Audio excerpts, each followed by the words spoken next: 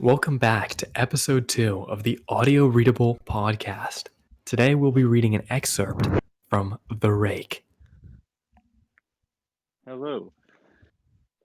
During the summer of 2003, events in the northeastern United States involving a strange human like creature sparked brief local media interest before an apparent blackout was enacted.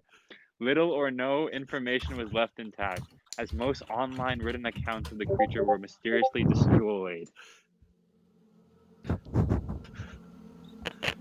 Brian, that's you.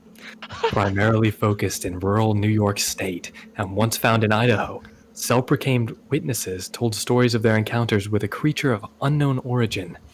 Emotions ranged from extremely traumatic levels of fright and discomfort to an almost childlike sense of playfulness and curiosity. While their published versions are no longer on record, the memories remained powerful. Several of the involved parties began looking for answers that year. In early 2006, the collaboration accumulated nearly 24 documents dating between the 12th century and present day, spanning 4 continents. In almost all cases, the stories were identical.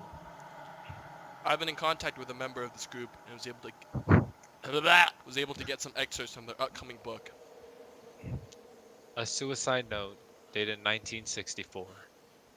As I prepare to take my life, I feel it necessary to assuage any guilt or pain I have introduced through this act. It is not the fault of anyone other than him, for once I awoke and felt his presence, and once I awoke and saw his form. Once again I awoke and heard his voice and looked into his eyes. I cannot sleep without fear of what I might next awake to experience. I cannot even wake goodbye. Hello. Found in the same wooden box were two empty envelopes addressed to William and Rose, and one loose personal letter with no envelope. Dearest Linny, I have prayed for you. He spoke your name. A journal entry, translated from Spanish, 1880. I have experienced the greatest terror. I have experienced the greatest terror. I have experienced the greatest terror. I see his eyes when they are hollow, black. They saw me and pierced me. His wet hand. I will not sleep. His voice.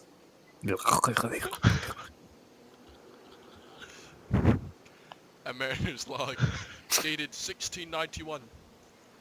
He came in. He came to me.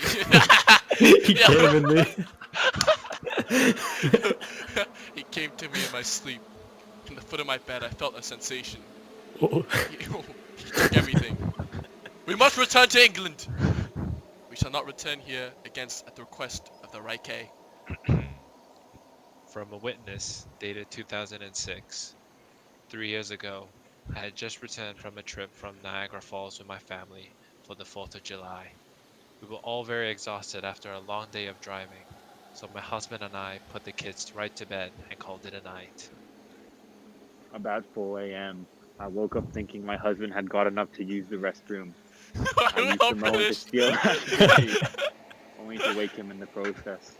I apologized and told him I I apologized and told him I thought he got out of bed.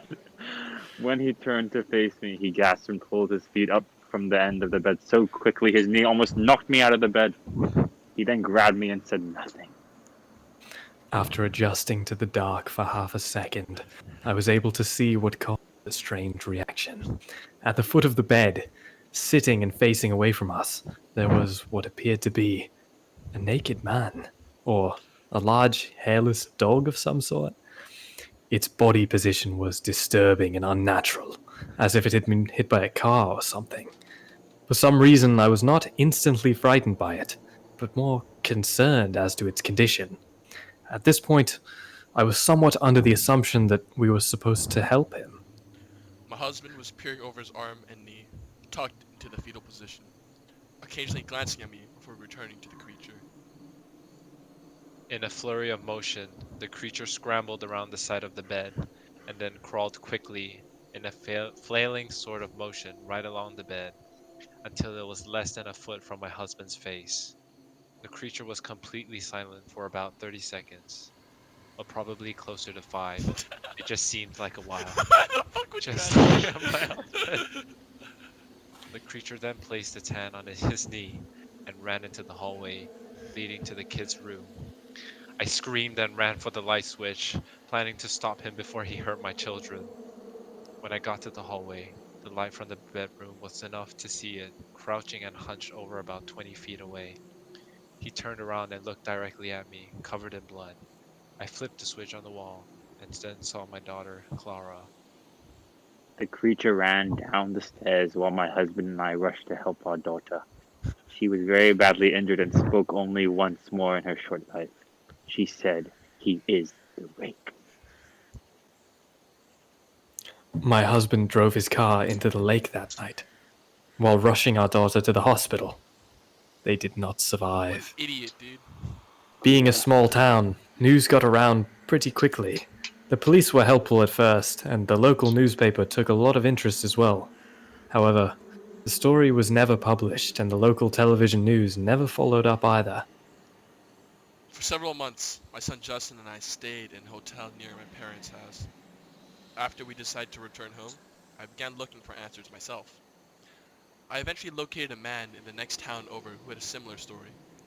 We got in contact and began talking about our experiences. He knew of 2 other people in New York who had seen the creature we now refer to as the Rake. Oh my ears. It took the 4 of us about 2 solid years of hunting on the internet and writing letters to come up with a small collection of what we believed to be accounts of the rake. None of them gave any details, history, or follow-up. One journal had an entry involving the creature in its first 3 pages and never mentioned again. A ship's log explained nothing of the encounter, saying only that they were told to leave by the rake. That was the last entry in the log.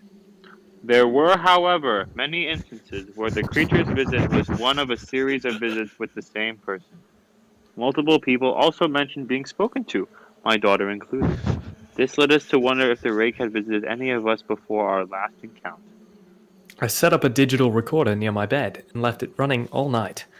Every night for 2 weeks. I would tediously scan through the sounds of me rolling around in my bed each day when I woke up. By the end of the second week, I was quite used to the occasional sound of sleep while blurring through the recording at 8 times the normal speed. This took almost an hour every day. On the first day of the 3rd week, I thought I heard something different. What I found was a shrill voice. It was the Rake.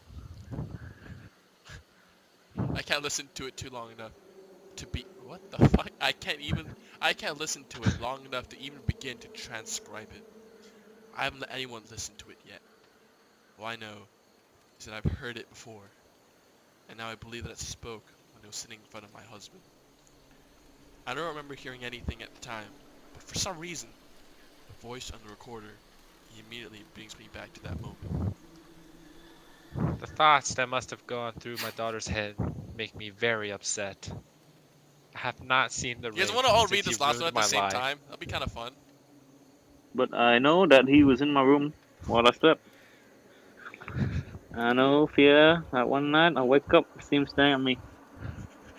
Thanks. Fuck! Thanks. Wait, this was pretty ass. Yeah, this is really Yeah, shit. that was a pretty shitty story.